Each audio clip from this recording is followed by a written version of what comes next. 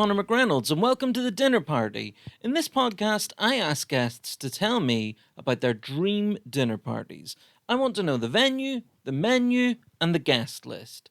For me, hearing people talk about their guests, who they are, and why they'd invite them, it really gets to the core of their passions and creativity. I love these conversations. This week, I am thrilled to be joined by comedian, author, and mental health campaigner Dave Chawner. Dave is a fantastic stand-up who speaks really openly and so engagingly about his experiences with anorexia. He wrote a book, Weight Expectations, all about his recovery. He's hilarious and hugely insightful. I can't wait to chat to Dave about his work and, of course, his dream dinner party. So without further ado, here is Dave Chawner. Dave Chawner, thank you so much for joining me on the dinner party. My absolute pleasure, mate. Thank you so much for having me. I'm so excited to be here, Jen. Absolutely delighted that we've finally been able to get this chat scheduled. We've had it in the calendar a few times over the last few weeks, and tooth drama and all sorts of things have stopped us from having this conversation. But here we are. I love that. I also hasten to add as well that tooth drama means that you've had problems with this. Tooth drama sounds like some sort of euphemism for something else that you're trying to pass off as common parlance. Where'd you get tooth drama? Oh, how's your father? Just a classic case of tooth drama. Yeah. Yes, no, I should let the listener know that I have had to be very uncool and reschedule this with Dave because I had to go to an emergency dentist appointment. But here we are. Yes. Teeth are not an issue today. Dave, you are a comedian and an author and a mental health campaigner. The last few months, obviously, for comedians, which is sort of your bread and butter, that's been tough. How have you been adjusting to the kind of the new world of comedy or lack thereof? Well, strangely, I've been able to get around to a project that I've been waiting for a rainy day, and I am so excited and absolutely loving it. So I've been putting together a 6-week comedy course aimed at people with mental health difficulties. That doesn't necessarily mean people that have had a mental illness, but people that have difficulties with their mental health, in order to teach them stand-up as a hobby, in order to help them perhaps get their life back on course a little bit. Oh, man, that's amazing. Have you started this course, or is it something you're developing at the moment, or? So we're still in development, and it's been really interesting how it's kind of flown. So I've done pilots with the Mental Health Foundation, and I'm working on one with Mind and also Beat, which is the UK's eating disorder charity, which I work very closely with. And there's going to be a couple of academics at King's College London, University of Nottingham, University of Kent, and University of Bournemouth sort of putting together proposals for it so that we can hopefully get it out as what's called prescribed arts or prescribed therapy, which would be brilliant, but it's still sort of early days. I'm loving it. I'm honestly loving writing it. That's amazing, because obviously mental wellness, mental health, mental illness, whatever we kind of refer to as or call it, it's such a huge umbrella term for so many different things. Your personal experience has been with anorexia, and which is obviously, you speak about it so fascinatingly, and the thing that really struck me about it is obviously there's this huge gendered element to so many conversations about mental health, but particularly towards eating disorders. So, like, how much of an additional factor in your experience was that kind of gender issue when having to come to terms with and deal with your experience with anorexia? You see, I'm very fortunate in the sense that I actually put one of the things that I was kind of trying to run from was my sort of gender. And I'm a cisgendered bloke. I identify as a man, but I never really liked being a bloke, especially as I sort of started getting sexually active, just purely because I felt like there was a narrative that, like, if you were a bloke that gave into their sex drive, you were a lech.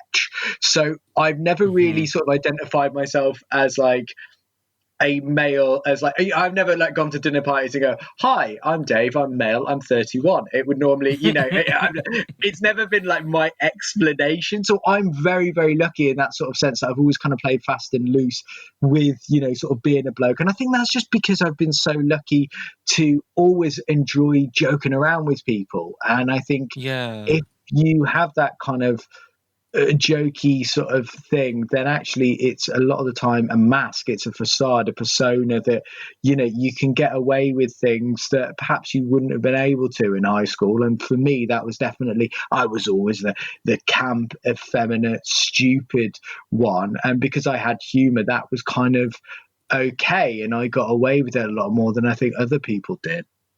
Yeah, yeah. It's I identify with that very strongly. Like I was like you, I was quite a camp guy, and I'm certainly no kind of alpha male or anything. Like I was in the school football team, but I would miss the occasional match if it clashed with the rehearsal for the school musical. So like it was yeah, it's an interesting thing. And it sounds like you're kind of very aware of that. So did in some ways did that take away uh I don't like to use the word stigma kind of too much in relation to mental health because like I've been very lucky with my experience of mental health. I have not personally encountered much stigma, but that would be a very naive thing for me to say. Like I don't like the word stigma because I've not experienced it. It's like saying I don't like the Mm. word racism because I've not experienced racism. It's obviously nonsense, and stigma does exist, but I guess in that thing where mental health and men are seen to be kind of strong, silent, all those awful, ridiculous gendered stereotypes. It sounds like you maybe kind of gave yourself a bit of a break in not subscribing to those ideas, and so you've just been able to deal with it on a human level rather than the added pressure of I'm a guy, I shouldn't be able to, or I shouldn't be talking about these things. Yeah, well, I think I've been very lucky. Like my wonderful dad was always very emotionally present and emotionally aware, which doesn't really fit into like the current narrative. You've got to say that your dad was always like, he was always telling you, "Oh, you man up." But mine wasn't. He was a butcher for ages. But then I saw my dad cry numerous times, like when Yeah. I sort of said that I was in the school musical, when I said, I'm joking, of course, it's like he was very which subsequently I absolutely was, and I loved it. It was amazing. But I don't think my father figure paradigm was never like a masculine, angry sort of yeah, bloke, and I think that made me more a lot more emotionally open to stuff. And Mm. a lot of my friends were always females, so I think that perhaps people that didn't have a sort of mixed gender friendship possibly found that those templates of what a man is and what a girl is and what even someone who doesn't conform to those things are. But I also think as well, I had a wonderful childhood, and the people that I went to school with were absolutely incredible. And I think there's a huge kind of guilt that I had this amazing childhood, yet I still had a mental illness, which I suppose speaks to that point Mm. that it doesn't matter how brilliant things look, it doesn't make you immune from mental illness. But I really think Mm. that you're right to pick up on that stigma thing, because actually, you know what, people are not negatively led. No one's ever quit smoking because they picked up a packet of fags in the pub and go, whoa, I didn't realize smoking gives you cancer. People don't Yeah. work like that. And actually, if you want to change someone, then do it positively. So actually, you know what, good mental health is about not taking things too seriously, about socializing, about having a laugh. And that's exactly the same as what stand-up comedy is. So I think they're a perfect bedfellow. Yeah. That's so interesting because obviously that has been your approach. You do something which is so amazing to me. Like I've experienced mental health problems. I've lived with depression for 7 years. It's been really bad at points. I'm also a stand-up comedian, but I don't have a single joke on my mental health because I've just not been brave enough to kind of mine into it yet and try to find the funny. It's very much something I want to do. But when I watch your comedy, I watched your show Mental online, and it was so brilliant. And you're just, yeah, it's so honest and so funny, and people like us, we of course we get called brave all the time when we talk about our mental health. It's the only reason I do it, Dave. I just like to be told I'm brave. Honestly, I don't want to help anyone. I just love being told I'm brave. But your show is really brave as well. It tackles such a difficult topic with such humor. And do you find the longer you talk about these things, like you've been speaking about your experiences with anorexia on stage for quite a number of years now, do you find that you've said anorexia is something you're always going to live with in one way or another? Does your attitude toward it and the way you write about it and the way you tell those jokes change over time with Oh kind of more yeah. time to think about things? Oh, absolutely. And I think there's kind of like in so many different ways. But I think firstly, when I started trying to write about the anorexia, it was I don't think everyone always says, is it cathartic? I actually just think it was, unfortunately, functional. It was useful because, you know what, like Hmm. nobody ever really talked to me about mental health. So I didn't have the words to kind of describe what was going on. And that was kind of Mm. most frustrating. It was like, kind of wanting to scream out but not having the words to do that, so just ending up Hmm. being kind of, cloyed by your own inability to express yourself. So comedy definitely helped me express myself, and then it became kind of damaging because I think I'd always struggled with this idea of identity, and I soon became like the anorexic comic, which kind of exacerbated Right. the problem because it kind of led me on. But now, with distance and hindsight and wonderful therapy, I've started to, sort of speak about it differently in terms of perhaps not focusing on the illness so much, but trying to give people the coping mechanisms in order to try and shift that tone around it, but also in order to try and understand other things by extension a little bit more. So, for example, how humor could be a positive coping mechanism in order to help other Mm. people. Yeah. God, that's amazing. And it sounds like that your own experiences obviously really inform this course that you're writing as well, because that sounds like you're giving other people the tools to process their stuff in the same way that you've kind of had to discover for yourself. Like one thing that I have found about sharing and talking about mental health experiences is that essentially you're kind of giving permission to other people Yeah. to share their experiences too. And it's, for me, I actually find like the hardest part about sharing my mental health experiences is never about me worrying about I don't feel ready to say that or whatever. It's actually like it can be really sad hearing from other people, which sounds really basic.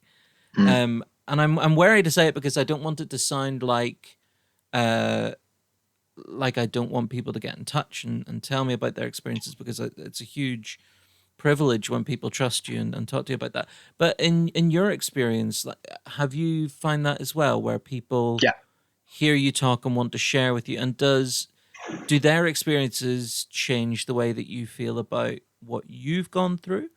Or yeah, how do those kind of experiences of people sharing with you affect you and the way you write about it? And Yeah, I think this is one of the things of like when I started doing the show, I kind of quickly felt in above my head of people coming up to me and sort of saying, "Oh, I lost a daughter to anorexia," or, sort of, "My brother is in hospital and we don't know how long he's got." And yeah, it really becomes really intense and mm, overwhelming. And also, it's really easy to feel quite helpless because if that was, yeah, say a broken bone, you'd cast it up, you'd put a splint on it. Whereas with mental hmm, health, the truth of the matter is there is no quick, easy fix. And I think that that's why I always try very strongly to lead with the tone that I would like people to talk to me about my mental health. Of, if Hmm. you're willing to go a little bit deeper and more serious, then absolutely there is scope for that. But I think sometimes people, when they do talk about their own mental health, sometimes feel that they do have to focus on that illness side of things, because, obviously that's the bit that you want to take away. But equally, Yeah. if you can focus on that good mental health, that fun mental health, that's what you want to ope towards. So it is a real sort of fine balancing act between those two. Yeah, that's really, really interesting. And something that you've kind of touched on there and that you talk about in your show is that you use the phrase mental health rather than mental illness. And that sort of sounds like it's part of that framing. It's a subtle distinction but an important one. Yeah, and it is an important one. And also, I don't want to be part of these like grammar police. It's like, you can't say that, you can't say that, because I think Sure. with all the debates of deplatforming and stuff like that, which is very boring. Subsequently, I think it's just when people says, "Oh, I can't say anything sexist, racist, homophobic," what can I say? And I'm like, well, that's just more about you, that you can't think of anything to say that's not sexist at the moment. I think that's probably the problem. But and I'm not going down that route, but I just think actually, 1 in 4 of us has mental illness, 4 in 4 of us has mental health, and I'm genuinely. It's also, again, let's not canonize me. I'm more interested in talking about the fun stuff, about keeping healthy, of having a Hmm. laugh, rather than the horrific, terrible, shocking statistics, of which there are so many, and that doesn't make them any less intense and impactful. It definitely doesn't make them, um, any less horrific. But I just think now more than ever, people want hope. And I think it's really important, Yeah. as someone that has had so much support and time and treatment, that I kind of have a duty really to pay that forward.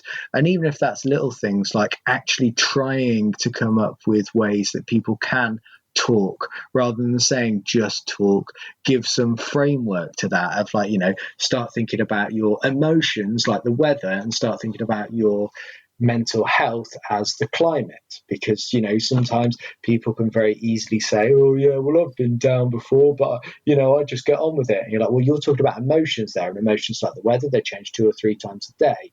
However, depression as a mental illness is that's consistently feeling rainy, consistently feeling cold, and barren. But if it is always cold, if it is always cloudy, if it is always dry and frosty, then nothing will grow. So there's a difference between talking about emotions and talking about mental health, which is like the Yeah. background to everything. That is so interesting. That's a really, really good analogy. Um, yeah, I mean, spoken like a true author, Dave. That Oh, was very bless. eloquent, and of course, you have written a book on your experiences as well, which is a huge thing to do. A lot of people are surprised that I can read, let alone write. But I, I honestly, this also sounds really ungrateful as well, and I'm so lucky, and I'm genuinely so pleased and honoured to have been able to write a book. But I'm terrible, and I hate it, and I feel guilty, because people are like, how do you go about? And like, it's something that I fell into. They approached me and they said, would you do this? And this is the kind of framework and stuff. And I was awful at it. I mean, I get distracted by a paper bag in the breeze, let alone trying to write 50,000 words, and there was always changes, and I was just like, I get bored writing tweets, let alone books. So I don't think I'm ever going to do it ever again, to be honest. But it was lovely to do, and it was That a is real so honor to be funny. asked. But just, I think people have this really halcyon glaze, that you sort of go down to a shed at the bottom of a garden, you put this Harris tweed rug over, and you're sitting there smoking a popcorn pipe. But actually, it was just me tearing my hair out in the arse end of some Starbucks when all of the workers are staring at me like, how long is he going to be here? I'm working overtime now. Will that prick just leave? It was so tough. You're obviously, I mean, you're such a creative guy. You had the experience of writing the book.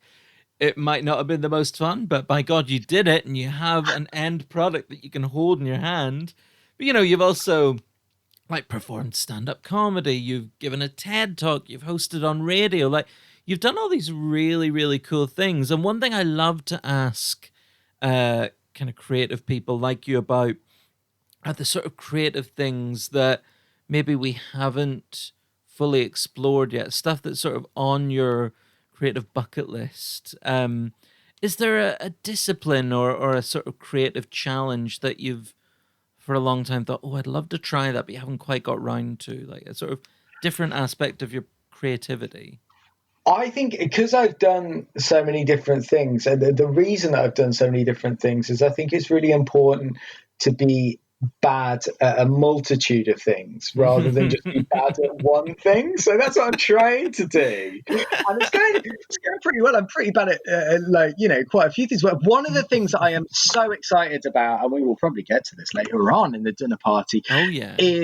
um, is philosophy. I love philosophy. And I'm not talking your highfalutin, cravat wearing, wandering around using polysyllabic words. I can't even say Yeah. it. And I want to do a show using comedy to look at philosophy and actually how that impacts everyone's day-to-day life, because it's not all wondering about like, yeah man, we're plugged into the matrix. Actually, some philosophy has a very direct bearing on life and Yeah. laws and culture, and I just want to do horrible histories but for philosophy. Oh, that sounds fun. And That easy. sounds There was this really guy, fun. this mental guy called Diogenes who lived at the same time as Socrates, and he used to live in a barrel and masturbate in the street. And he hated. I mean, I love this story. He hated Socrates like with an absolute passion. Maybe because Socrates owned a house. I don't know, but he hated him so much that Socrates was once giving a lecture and said, the quote that's always meted out is, man is nothing but a featherless bird, meaning that like basically humanity is just like we just pluck birds. There's no difference between us and chickens. So Diogenes went to his next lecture hiding a plucked bird, and at the end of it threw it in Socrates' face, shouting, behold, I give you man. And just that is just amazing. That is definitely an entry point into philosophy for anyone who might not have thought that philosophy was for them. I just think it's so fun. And like Voltaire, another brilliant example, very dour French philosopher that was around at the time of the Enlightenment, and he kept on saying he properated the church and spent most of his life dedicated to sort of trying to dismantle what the church had built up around society. And when he was dying, obviously it was in France, very Catholic country, they gave him the last rites, and one of the lines of the last rites is, do you reject Satan and all his evil ways? And the myth goes that Voltaire turned around to that priest, and with his dying breath, he used up all his energy that he could summon, going, it's a bit late to create new enemies, don't you think? And so funny. That was his last Oh, words. that is wonderful. And I just, honestly, I was lucky enough to study philosophy, and philosophers are some of the funniest, most interesting, unique thinkers that I've been privileged enough to Yeah. meet. And it's not a fuddy-duddy course. It's actually a really important course. And now more than ever, with the rise of fake news, social media experts, and no one really knowing what's going on in an increasingly postmodern society, critical thinking is more important now than it ever has been. Yeah. Oh God, absolutely. It's absolutely fascinating. I mean, it's philosophy wasn't really something I had the option of learning at school or anything, and I didn't study it at uni. So pretty much everything I know about philosophy comes from our mutual friend Alex Farrow, who shares your passion for philosophy and talks so brilliantly about it on stage.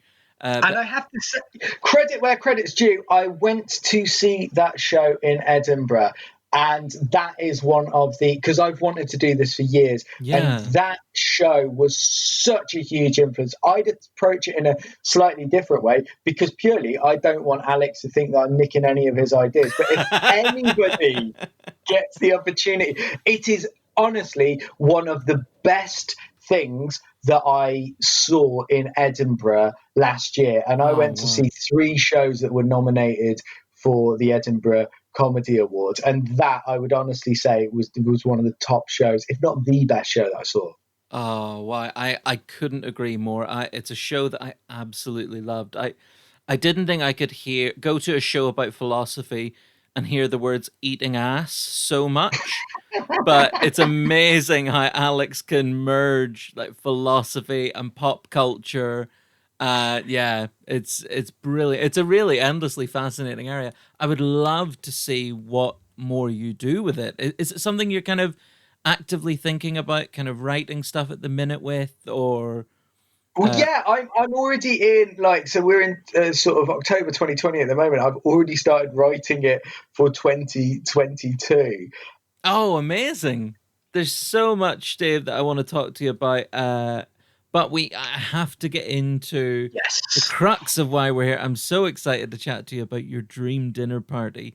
You've put together an extraordinary group of guests. I'm really looking forward to talking to you about them. Before we get into who is coming to the dinner party and what you're all going to be eating, we need to kind of find out where is all of this going to be happening. So you can choose anywhere on Earth or beyond to gather everybody together. What's the place that you think gives you the best chance of having this dream dinner party? You know what? I think that by far and away is the hardest question. Like the guests easy, Ah, the food was tricky, but the location I think has been the hardest. So that's interesting. I think based on that, I would say that for me, this would be on a narrowboat.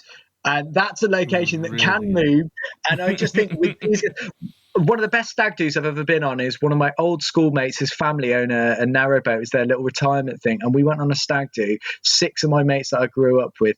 Best fun in the world. Never had more fun. We had real ale for breakfast. And then we started driving the boat. We started seeing if we could. There was a contest of whether a narrow boat or someone doing roly polies was faster. That was amazing. I beached it twice. We did this little thing where you go under bridges and someone stood on the roof of the narrow boat and tried to like jump up over and round. Oh, So excellent. I think with my list of guests, I think it's got to be a narrow boat. That is such a great choice. That is so, so fun. I love a good narrowboat as well. I love Brilliant. like the max speed is about 6 miles per hour, but you're like you feel like you're tearing along. It's like full speed ahead. It's so fun. It's amazing. And when you see, and I don't mean this to be derisive or demeaning in any way, but when you see an 80-year-old woman on a mobility scooter overtake you and shaking her head while she does in like complete disdain, you're like, wow, this is a ridiculous way to transport. That is such a perfect setting for your dinner party. And now we need to meet some of your guests. So your first guest is someone who, when I started this podcast, I thought he would be a fixture of almost everyone's dinner parties, but this is surprisingly his first appearance on the show. He's an Irish playwright, poet, and novelist, and he's one of history's most celebrated wits. Your first guest is Oscar Wilde. I love this man. And I mean that from the bottom of my heart. His flaws, his wit, his his whole persona. I was lucky enough that when I did my dissertation on his use of the dandy as a pre-feminist critique, and I Oh, get that out for wow. two reasons. Firstly, because I realised that my list doesn't include any women, so I don't want anyone to think I'm misogynist. But also, he was such an incredible, just an amazing man that he just pushed society's limits in so many different ways. And I just think he would be such an incredible mind. And also, as well, Mm. getting down from this highfalutin thing, proper. He once went, when he was over in Dublin, they used to, his local bar, there used to be apparently a little thing where they used to try and drink wild under the table, and nobody could ever do it. That's a really surprising thing about Wild. Like, I think everybody thinks of him as this a kind of dandyish figure, as you sort of said. You know, someone who just sits in the corner of a dinner party and says, "Huh, it is better to eat food than not eat food," or whatever the fuck kind of silly thing he might say. But I read another thing where apparently he got set upon when he was studying in Dublin by four guys who had objected to something he'd said about them, and these four guys tried to beat him up, and he beat the four of them up. He was like quite a celebrated boxer as well. Oh yeah, and he used to love that. He was 6 foot something, and he weighed. He was a beefy old character, and Yeah. he was no mean feat. He writes in his letters about how he's experienced the highest of the highs and the lowest of the lows, and he absolutely did that. He was a proper, by Victorian standards, he was a proper lad, and I don't mean that in a good way. But he was like your Essex boy, but he wore flannelly shirts. That's what it was. That's a great way to contextualize Wild. When did you first become a fan of his? In school, we were made to read A Woman of No Importance, which is one of Oh, his yeah. worst plays, I think. But the teacher that taught it, Mr. Carr, had such love for it that it actually became infectious. And I loved Wild. Wild was an aesthete, so he was really interested in aesthetics, which is actually, when I went to university, the area that like Southampton was like a world leader in. And I'm really interested in Mm. aesthetics of the actual the interplay between the senses and how that has an impact on the human experience. And so his name kept on coming up time and time again. But I also really loved that someone that was so intellectual, so creative, so well known actually wasn't a snob, and in very many ways was incredibly socially mobile. Yeah. God, that's really, really interesting. That's amazing. I mean, you're obviously so passionate about his work and his personality and what he represented and that kind of thing. Like, you've got him at your dinner party there. What would you want to talk to him about? No, I mean, I'll tell you a story. A couple of years ago, we went for a Christmas meal in Kennington, and there in the corner of the bar, sitting like Wildwood himself, was the author, the ex editor of the Guardian, and the sort of noted head, a guy called Will Self. Oh, And yeah. he knows more than anyone about Wild, and I couldn't. I honestly, for me, this was like the equivalent of, like, for most people, I don't know, Zoella or Kim Kardashian being the. So I just went over and I bought him a pint, and we sat there and we chatted and we chatted, and I think that is exactly the sort of experience that you would have with Oscar Wilde.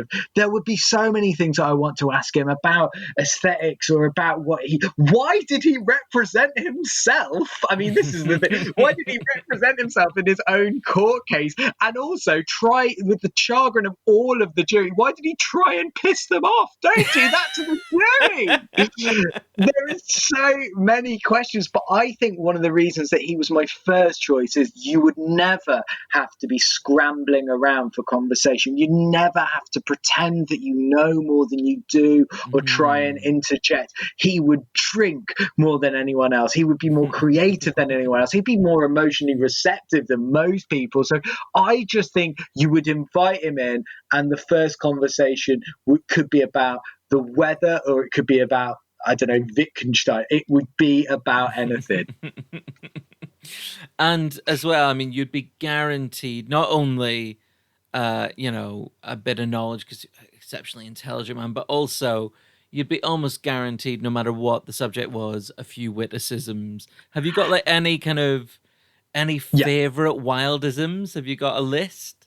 Oh, my absolute favorite by far and away is, because he says he put his, I can't remember the exact quote, but it's something like he put his genius into his work, but his excellence into his life. And that is Oh, absolutely true. brilliant.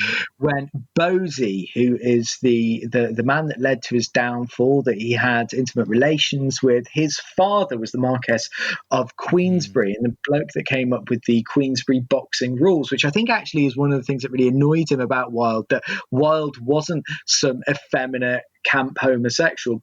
Mm. Wilde actually engaged in boxing, which is a real red flag to Bosie. And it's said that when it was the Woman of No Importance, when that premiered at London's Haymarket Theatre in the West End, that everyone was showering Wilde with all of these flowers, and it was an instant hit, and it was an instant success, and they sold out the entire run.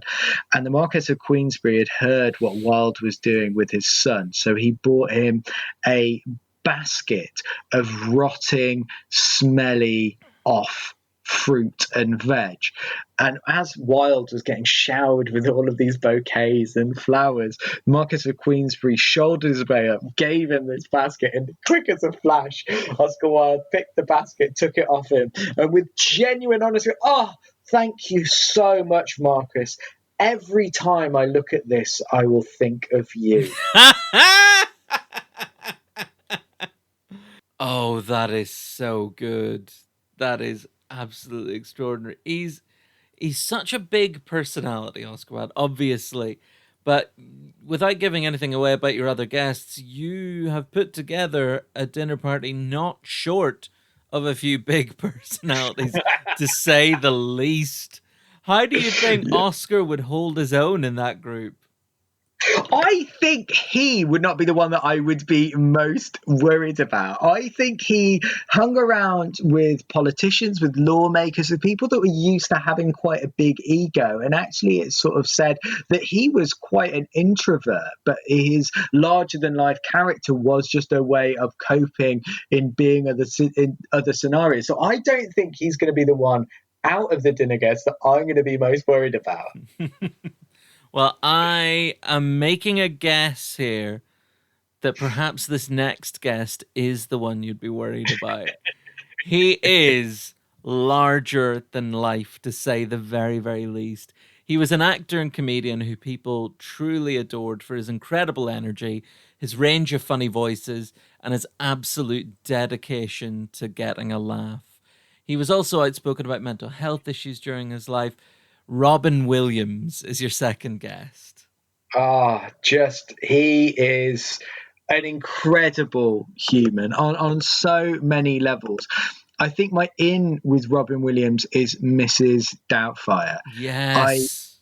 love that film, and I've watched it so many times, and I love it for so many different reasons. I think that it doesn't have a happy ending, and in a time it was released in 1991, and that was a time when it was always the happily ever after. But actually, Yeah. Miranda and Philip don't get back together, and I think that's an incredible. It talks about childhood, it talks about gender, and it has some of the funniest lines in any film, and that kind of led me to sort of get try and understand this guy, and the more you learn about him, the more questions it raises. It was absolute. I mean, it was such a gorgeous film, and I think all of us kind of kids in the '90s, like Robin Williams, was so integral to our introduction to film and to comedy. Like not just Mrs. Doubtfire, things like Aladdin and Yeah. Jumanji. I mean, he was just ever present when we were growing up. He also, I mean, he said one of my favorite things. I mean, obviously you've got Wilde there who can turn a phrase, But Robin Williams was the man who gave us the phrase, "You're only given a little spark of madness, you mustn't lose it." And Oh, it he just never lost his. Like, what kind of behavior would you expect from this man who prizes madness as a quality? Well, I actually, strangely, and this is where it gets really dark. I would be most worried about Robin Williams for so many different reasons. But one of his quotes that I love is he says, "I think the saddest people always try their hardest to make people happy because they know what it's like to feel absolutely worthless, and they Mm, would never want anyone else to feel like that." And Robin Williams means so much to me, not only because I love his work, not only because he battled mental health, but he also had a very real impact on my mental health story in my life. When I was anorexic, I knew that anorexia has the highest mortality rate of any mental illness. I knew that I was killing myself, and I knew that I'd probably got a certain X number of years left. And I will never forget on the 11th of August 2014, I was in Edinburgh. I was in a bar just off Potterrow, and the news broke that Robin Williams had taken his own life. hmm And the impact that that had on other people hmm was a real wake up call to what might happen, and the reality of suicide, that it's not Hollywood-esque. It's very mundane and very real, very horrific. And him completing suicide was a real sort of wake up call for me to be like, actually, you know what? You really need to start thinking properly about life rather than death. And I think I would really like to tell him that he had that impact on me, and that he had such an impact on other people, and that you don't have to be the loudest person in the room in order to be the most loved. God, that's so true. So true. Um, yeah, it says a lot about him as a man and a personality that, yeah, like he was one of those people when we heard about not just his passing, but obviously the circumstances around Mm. it. Like, we grieved, we Yeah, genuinely grieved, like we'd lost a friend or a family member, someone we really loved. Like, I think I cried. I mean, yeah. it was really heartbreaking. And that quote that you mentioned about why he wanted to make people laugh because he knew what it felt like to feel worthless. Uh, that I attribute that quotation very very much with like one of the main reasons why I started doing stand up.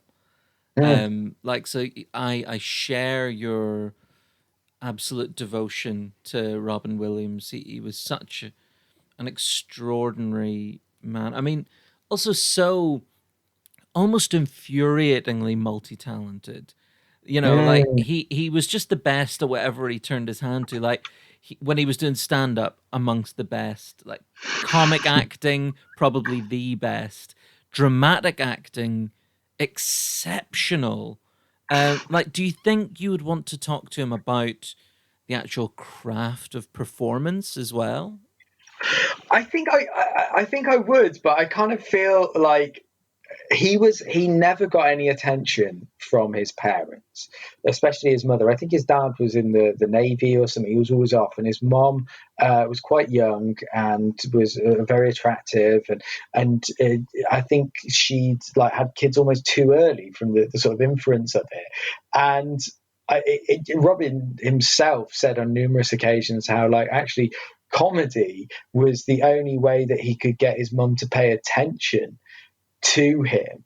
And Mm, I just want to know if that is really sad for him when he's performing. And maybe that's what led to it, that he's reliving this trauma of just like, mummy, just please pay some attention to me. And mm, I think he would You know what though? I don't think that I would ask him much about the craft of performing, because I think for someone like Robin Williams, it was so innate that, unlike Mhm. chumps like me that listen to all of these podcasts of like, you know what, guys, it's really good to have a glass of water down there because that shows that you're owning the set. I don't think Robin Williams ever did anything like that. I don't think he ever read up about group psychology or anything like that. I think it was just in his blood, and he knew. He acted, he didn't think. And that's why I don't think you would get that much interesting conversation out of him of performance tips, because it was so easy to him.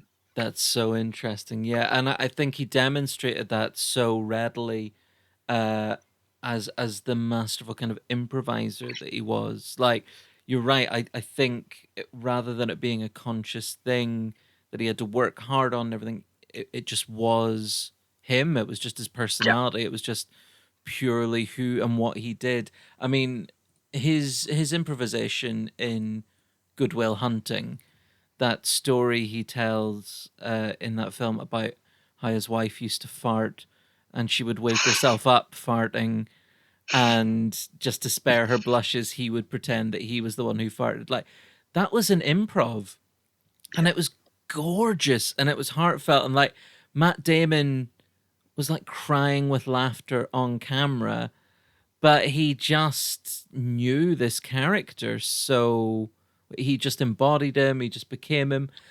Like, for me, that's as much as I absolutely adore Mrs. Doubtfire and Aladdin and Dead Poet Society, Good Morning Vietnam, all these incredible films that he did. Like, for me, that kind of Goodwill Hunting moment is the one that I just adore. Do you have like a favorite Robin Williams moment? I think you're absolutely right that he was Icarus. He just flew too close to trying to always impress people. And I think if there is a favorite Robin Williams moment, I think it's got to be for me the last monologue of Mrs. Doubtfire.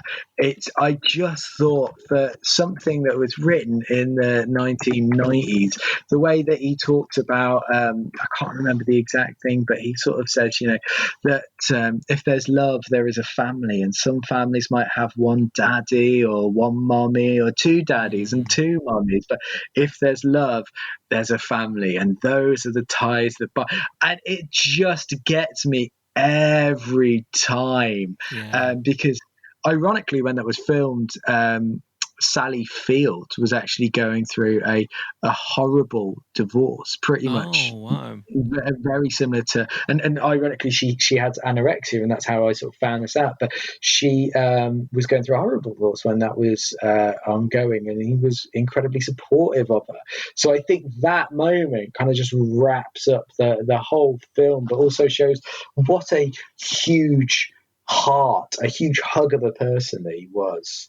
Oh God, you're so right. That's such a lovely way to phrase it as well. A hug of a person. That is absolutely bang on. I mean, he would be large and loud and funny and zany at this dinner party. Would you welcome that side of him? Would you want to see him in his element like that? Or would you kind of want to say to him, just, sit down, relax a bit? I think with the people that we've got coming, I would just want him to be himself, and I would want to have a little word and go, mate, we love you here. There's no need to be on show, be on ceremony. Let's just have a little game of Scrabble. Let's crack out some pistachios. You can have a go at driving the boat, because like Oscar Wilde's just weighing it down at the back there. So, you just take it time. And I would just want him to have a little bit of a break from the world, because I feel like that's what he and we all need, but we kind of know that the path trodden where that led him. So, yeah, I wouldn't want him to crack jokes. I just want him to be him. Oh, that sounds absolutely perfect. I mean, what a tremendous second guest. I mean, what two great guests you've had so far. So far, you've invited a wit and a clown. So now it's time for a philosopher. His writing covers subjects ranging from physics to poetry, zoology to logic, music to economics and poetry. Yet little's known about his life. You're inviting the man who, amongst other things, is known as the godfather of evidence based medicine. You got Aristotle coming to your dinner party. Pretty big dog, isn't he? And I Pretty think he big. would. And he also, the thing that I love about Aristotle, he just created loads of words as well that we still use today. I mean, I should have, I should have remembered this and looked it up, but he just created words left, right, and centre, and he sort of wrote over 200 books. He actually freed one of his slaves by marrying her, and he was interested in all different types of things like theology, psychology, physiology, gynecology. He's just such a incredible guy that I Mm. think he would just be blown away. I think also what would be really nice is if you had if you had Aristotle at a dinner table. I mean, just the smallest things would just absolutely blow his mind. You just go, "Oh, mate, look at this! This is a fag lighter," and he'd be like he just wouldn't be able to get it on. Like, you wait until he sees automatic doors. He is going to go weak at the knees. So many things like that. And it would also be a really interesting thing as well to try and get Robin Williams and myself to explain to Aristotle what exactly Wi-Fi is. It's kind of there, but we can't see it. It's like, oh, you mean God? Well, it sort of is a God, but I just think it'd be brilliant. That's such a good point. It's amazing. Like, it's said that about two-thirds of Aristotle's work has been lost. Yet, obviously, what remains of it and what we know about it kind of dominates, like, the foundations of almost every intellectual area known to man. Like, his work was so vast. But would you want to be picking his brain about hearing about that other two-thirds of his work that was kind of lost? Yeah, kind of. I mean, obviously, I think the big one would be you want to hear about Plato, because most of the stuff that we have about Plato is actually written down by Aristotle. Because everyone always says that. I mean, this is what gets me. Everyone always says of like in terms of like the pre-Socratics, Plato was actually the big dog. He was the one that was really intelligent, but he didn't write anything down. So I'm like, if he was really that fucking intelligent, he'd get a notebook and pen and start going. You know what I mean? So I think there would be loads of things that I would want to ask him. The thing that I find frustrating about Aristotle is because he was so far-reaching in all of his studies, you just wouldn't Mhm. know where to start. And it would be really interesting in knowing, like, again, at the time that Aristotle was writing, we had people like the atomists who came up with the first idea that they thought that an atom was the smallest unit of being, of existence, and that everything is made up from atoms that vibrate together. And everyone's like, "Oh, you're mental, you stupid people in caves." And then 2,500, 3,000 years later, we're like, "Oh no, they were absolutely crack on." So I think that actually, yeah, listening to his theories would give you a real understanding of actually a lot of stuff that today we are still grappling with. Yeah. I mean, he's like I talked earlier about multi-discipline, multi-talented people. Wilde he was a playwright, a novelist, yeah, all these things. Robin Williams certainly was. But Aristotle does take that to an almost illogical extreme. Like, you shouldn't be able to be a master of economics, democracy, and poetry and music. Like, piss off. Like, leave some for the rest of us. You know what I mean? Like, Yeah, it's exactly. infuriating. But like, what aspect of his work do you find most interesting? Like, what aspect are you most drawn to personally?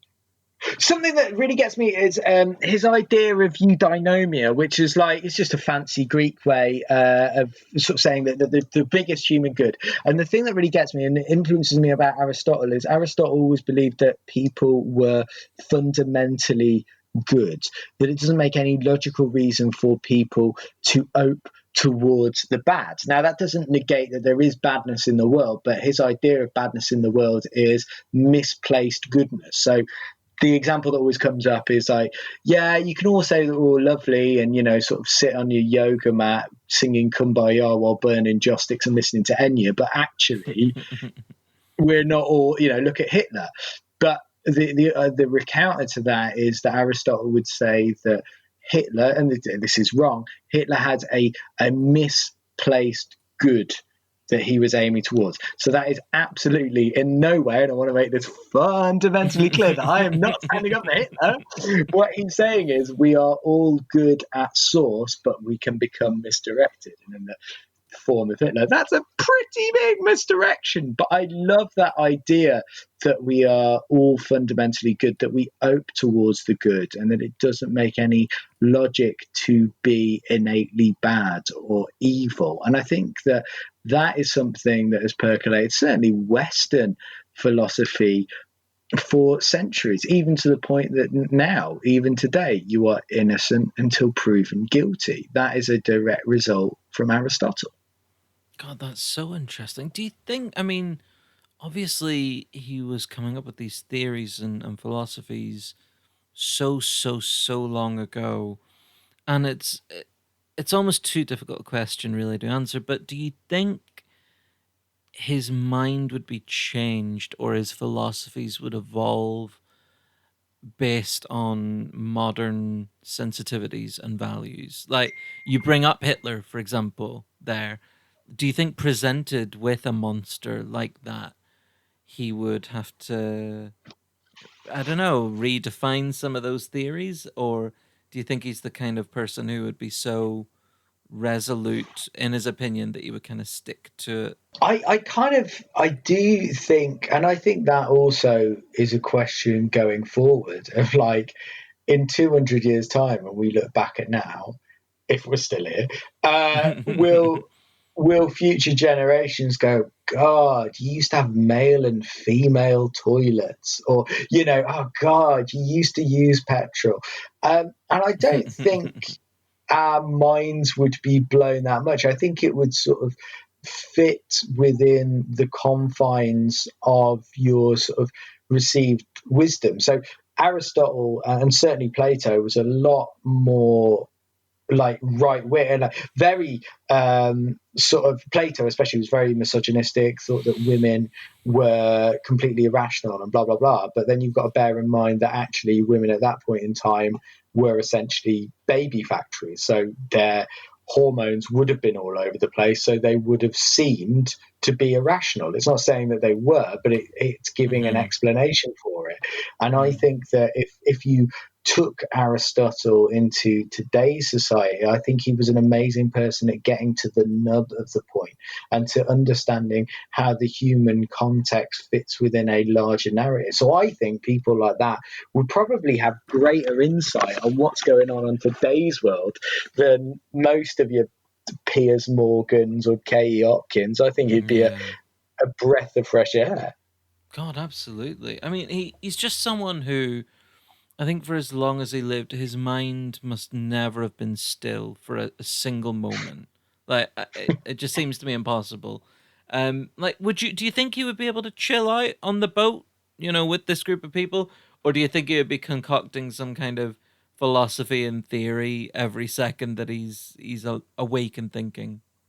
Well, I think that's why I think he'd be quite good in order to keep the party going, because he used to think on his feet and he always used to pace back and forwards, and his like students used to follow behind him and sort of try and take notes or listen to him. So I think that would be so funny on a narrow boat, because basically what you just set up there is like a Zumba class of just going back and forward, but with Robin Williams and Oscar Wilde in there. So I think it would be really interesting to see how it goes. But also, I'd quite like a mind like Aristotle on the boat for inevitably when the toilet needs to be changed, because I think he's the mother of invention. He'd come up with some way of dodging that or finding a new way to get around it. That is such a funny thing to want Aristotle on the boat, mainly for when the toilet needs to be changed. That Yeah, He'd have some sort of like he'd have like a sort of a unique take on it, like Newton screw or something like that, and I'd just be sitting there like going, "Look, mate, I don't care how you do it. Just make sure the highways agency doesn't see, and we'll all be fine." Oh, that is such a fascinating addition to your dinner party. I mean, those three guests already are so unique. Your next guest is someone who's got quite a loyal following. I happen to believe that this person's the greatest dinner party host of all time, mainly for the drama he injected into proceedings. He's a Jewish gentleman who made some waves creating his own religion. You're inviting Jesus Christ to your dinner party. I think that'd be great. And the obvious thing is, we all know that he can turn water into wine, so maybe he could drink Oscar Wilde under the table. I mean, hell, his blood is wine, apparently. Yeah, well, So, this is yeah, it. when you got wine flowing through your veins. I am just genuinely, so I'm fascinated by theology, and I would just love to get some question. Like, I think he would be the person that I would absolutely cross-examine and go, right, did this really happen? Come on, like, what's going on here? Like, let's be simple, because there's loads of things in the Bible that don't add up, and I would love to see what he thinks about how society has gone. And I mean, just also bearing in mind, like, Oscar Wilde, a staunch atheist, well, he converted to Catholicism on his bed, so we'd be well happy that Jesus was there. But like Robin Williams meeting Jesus, I mean, that would completely, that would just be a brilliant little interplay there. But yeah, I think it would be good fun. And also, look, we know that famously his last meal was bread and wine. I mean, I think even I can improve on that with my limited cooking skills. Do you think he would be fun? Well, I mean, that is what a great question. It sounds really basic, but I honestly don't know if he would be fun. Because, yeah, on the one hand, he's going to be all Jesus-y about things, isn't he? Like, oh, Oscar, stop smoking that. Stop smoking that pipe. Your body's a temple given from God and all that crap. But then also, on the flip side, he must have been interesting enough to like have a world religion named That's after him. the thing. He must have had unlimited charisma to like convert all these people, to have 12 followers, like, and all the self-confidence in the world to just be this weedy guy who goes up to people and just indiscriminately forgives them. Like, the fact that he would just approach people and just say, "Hey, I forgive you," that for me is just like so fascinating. Someone with all this self-confidence to burn. But yeah, like, Well, no wonder he's so self-confident, though. Any effigy that you see of Jesus, he's always ripped with a six-pack. I mean, I've never known anyone to be so universally good-looking. So I'd want to get fitness tips of like, how do you keep that bad boy? Is it like sit-ups, crunches, squats? I don't know. What are you doing? One of my favorite ever jokes that I've heard about Jesus, like that, there are a few about religion and about Jesus specifically. I don't know if you know the comedian John Long. Oh, I love John Long. Oh man, John is amazing, and he has this bit about how, as a Catholic child, he couldn't wait to go up and get his first Holy Communion. And he sort of saw people getting the wafer at the front of the church. And he was like, "Oh, I wonder what they're whispering about." And the first time he went up to get it, the priest said to him, "Body of Christ." And John said, "Oh, you're not so bad yourself. Thank you." He's like, "Thank you very much." It's my favorite joke about Jesus' body that I've ever heard. I love it. That is great. Well, there's a beautiful story that my sister, so we were raised Catholic, and my sister went through a period where she thought that she was a witch, like all kids, they kind of create imaginary friends and stuff like that. And Sure. once when when Father David was giving the speech, she like went up to the front of the church before Mum and Dad could collar her and bring her back, and she started like muttering stuff. And apparently, the myth goes that the priest stopped the sermon and went, "Oh, look at that! A child of God, so dedicated that she wants to join in the gospel." But actually, little did he know, she was trying to cast a spell on him. So I just think things like, I would love to sit Jesus down and go, right, this is all gone in your name. How do you think it's going? Because I went to the Vatican last year. There were 5 gift shops. Is that what you imagined? Did you want that? Not a single confessional, but 5 gift shops. Is this what you imagined? I genuinely saw a Pez dispenser with your face on it. Is that what you wanted when you died on the cross? That's when you know you've made it. Yeah, you would be, sort of like get rid of all the theology and stuff. You're like, how do you feel about when people have got bumper stickers and then nodding heads with your face on it? Like, are you happy with that? You know, I think the thing I would most want to ask him, I would really want to know what he thought of Jim Caviezel's portrayal. Like, I'd really want to be like, did you enjoy that film? Like, do you think he captured you? Like... Oh, that's really good. Yeah. It's just I mean, you are never going to dry up of questions to ask No way. Jesus. I don't know. I find myself with so many basic questions. Like, they sound really simple. Like, would he be fun? And also, like, people typically in this podcast and in this format invite people that they're really big fans of. You've invited Wilde, Aristotle, Robin Williams. And like, but it almost sounds too basic a question when I say like, do you like him or admire him, or do you kind of resent him, or like, what's your feeling? Like, why have you gotten there? Why have I got Jesus there? Yeah.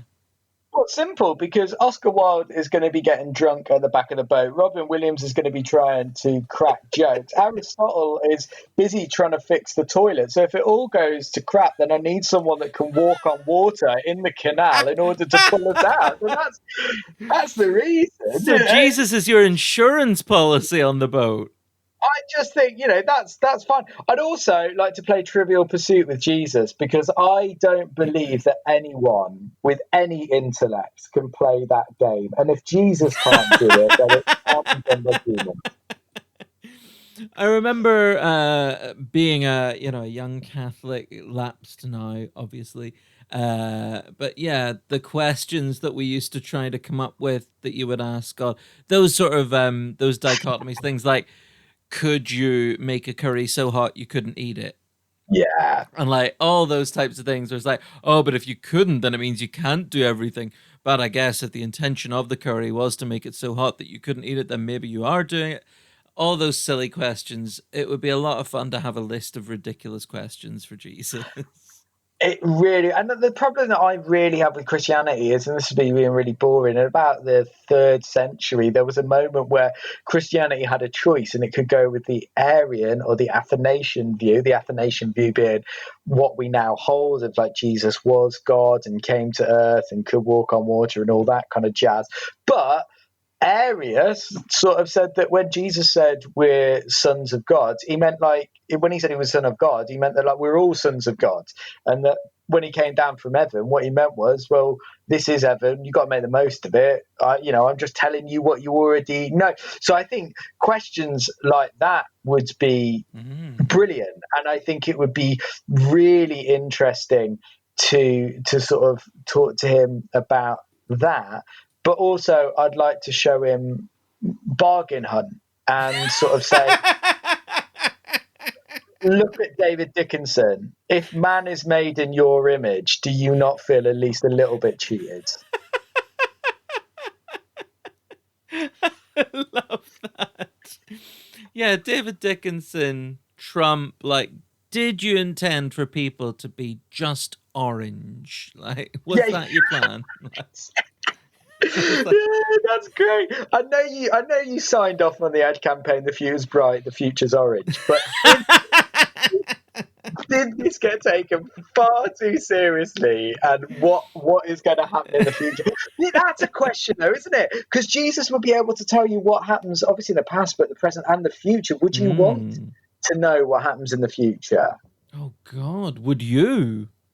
I mean, I don't think it would be the holistic stuff that I would want to know. I'd want to know the little stuff of like, will yo-yos make another comeback? And all of these kind of little things I think would be really interesting to know. And will Prince Philip live forever? Those kind of questions that I think we all Do you secretly think wonder. Jesus would be like, is he still? Oh shit! I'm gonna have to speak to my assistant. That is an error. Look, let me show you a photo, mate. That's going to blow your mind. This is him coming out of hospital in 2020. And honestly, do you like a good zombie movie? Jesus Christ, but you are Jesus Christ. I mean, what an addition to your dinner party. You've got wit, clown, philosopher, self-appointed savior of the universe, and now your final guest.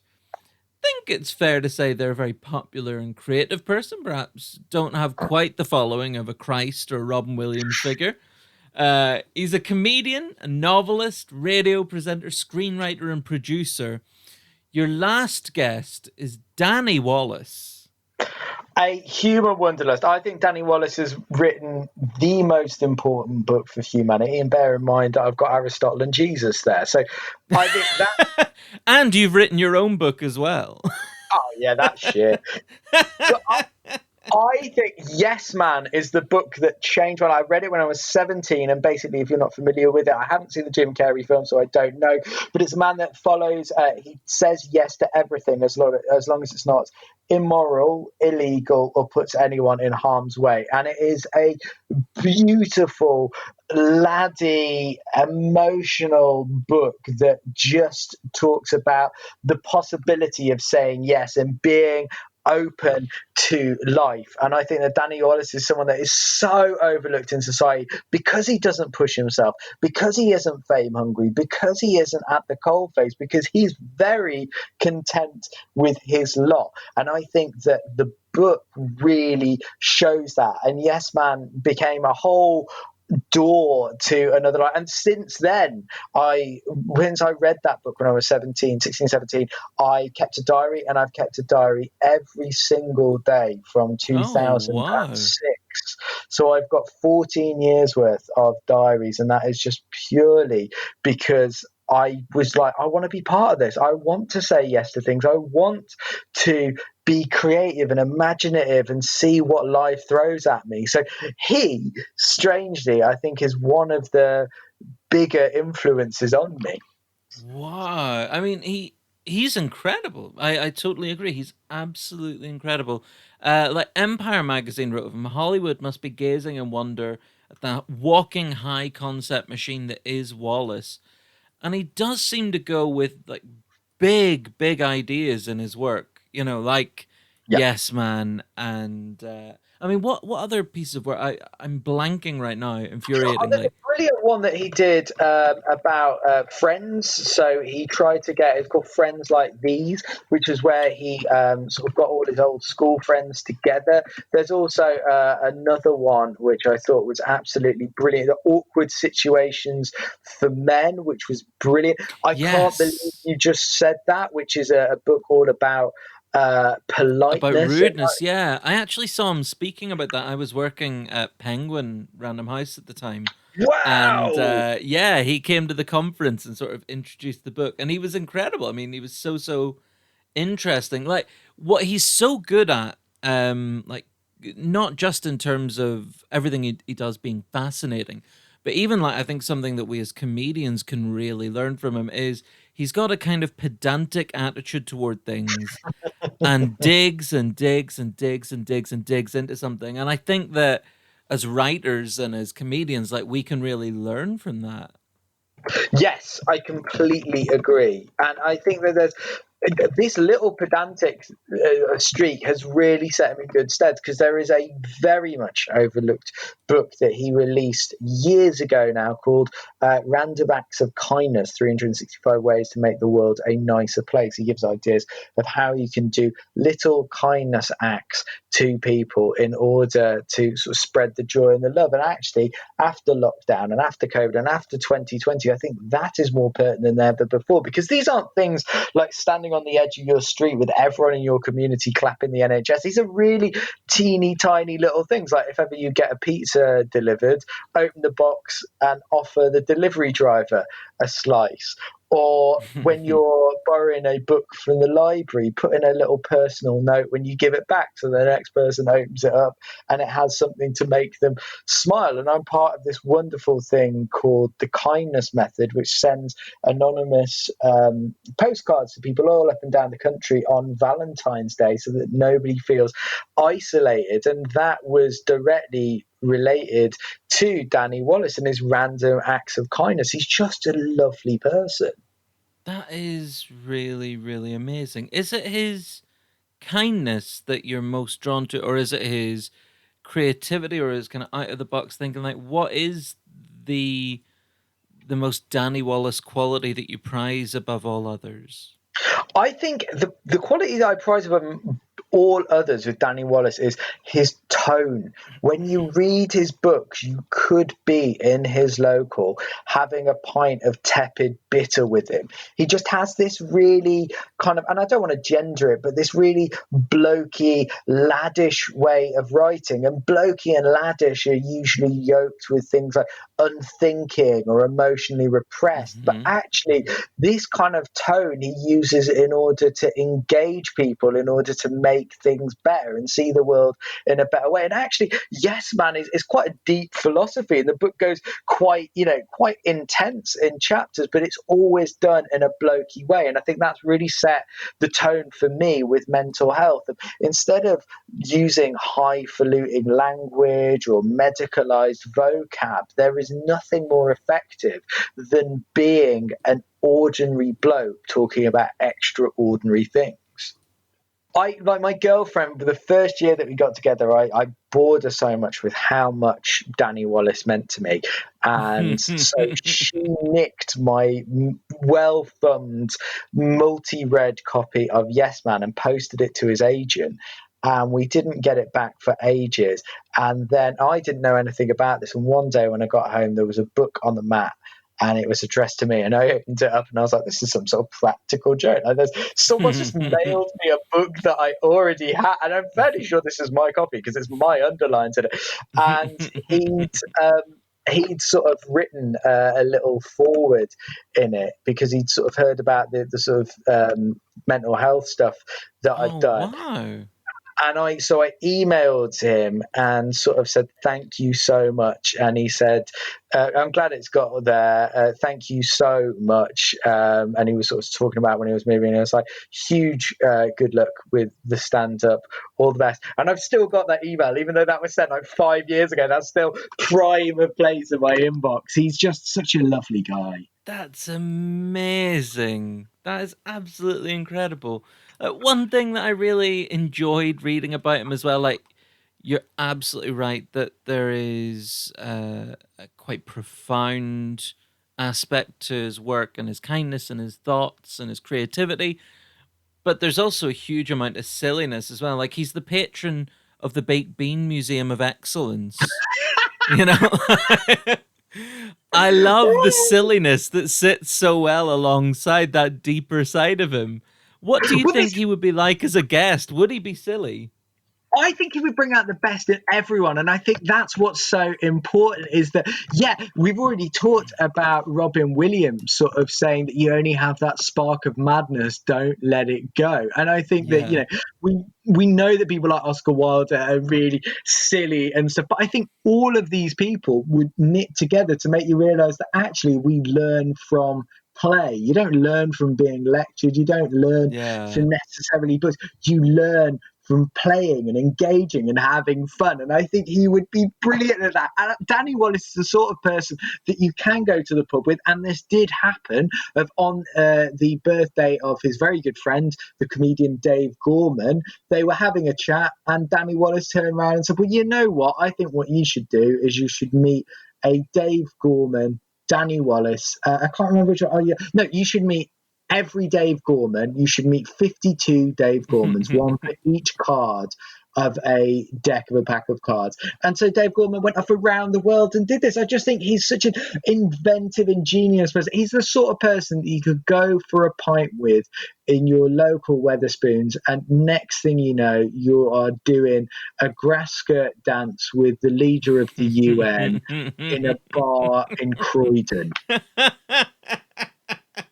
We've just found out how this dinner party ends. That is quite something. I mean, he is such a great guest. And I mean, all together, this group: Oscar Wilde, Robin Williams, Aristotle, Jesus Christ, Danny Wallace, on a canal boat.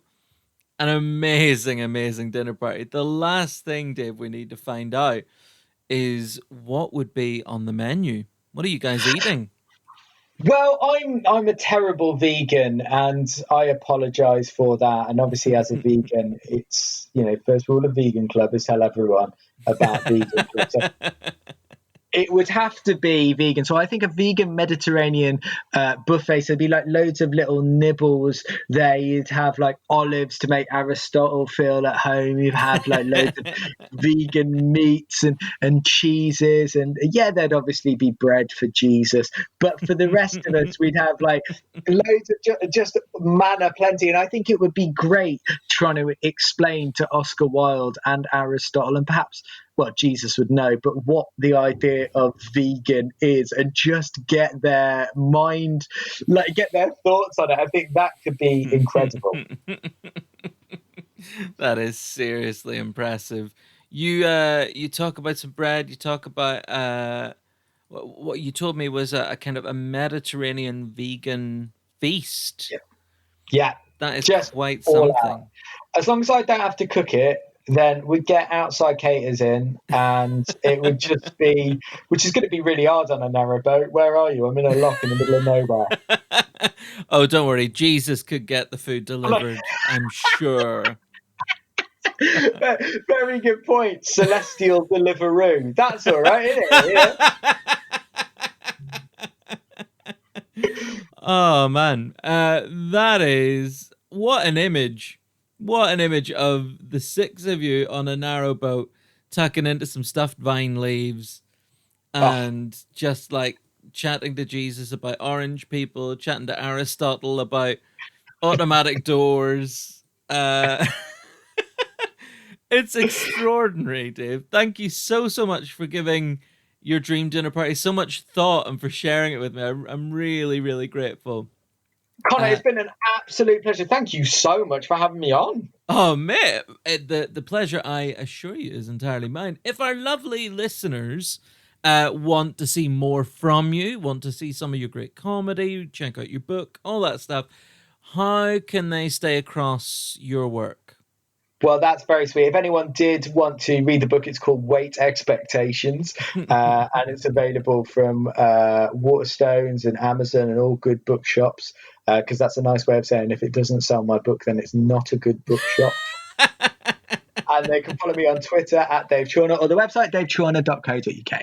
Wonderful. Well, we will add links into the episode description for all those things. And Dave, thank you so much again. And I hope to get to meet up with you, hopefully sooner rather than later. I would love that. Thank you. That'd be great. Thank you, Dave. Bye-bye. Bye. That was quite something. Jesus Christ, followed by Danny Wallace. That's a fairly unique pairing that you only get on the dinner party. I really enjoyed chatting to Dave. It's so clear to see and hear his passion and enthusiasm for everything he does. You absolutely have to check out Dave's website and Twitter account. We've put links into the episode description so you can find those really easily. I'm just loving this series, and I really hope you are too. If you are, please do rate and subscribe, share, all that stuff. The more you share, the more listens we'll get, and the higher up the charts the series will go, and that would help us massively. Anything you can do to help us reach a wider audience would be enormously appreciated. The Dinner Party is a Jericho comedy production. For more info on all things Jericho comedy, visit www.jerichocomedy.com. And for more info on my radio, podcast, comedy, and writing work, visit www.connormcreynolds.com. I'll be back next week for a spooky Halloween episode where the dream dinner party gets turned into a nightmare. Tune in for that one next week, but until then, thanks so much for listening, and bye-bye.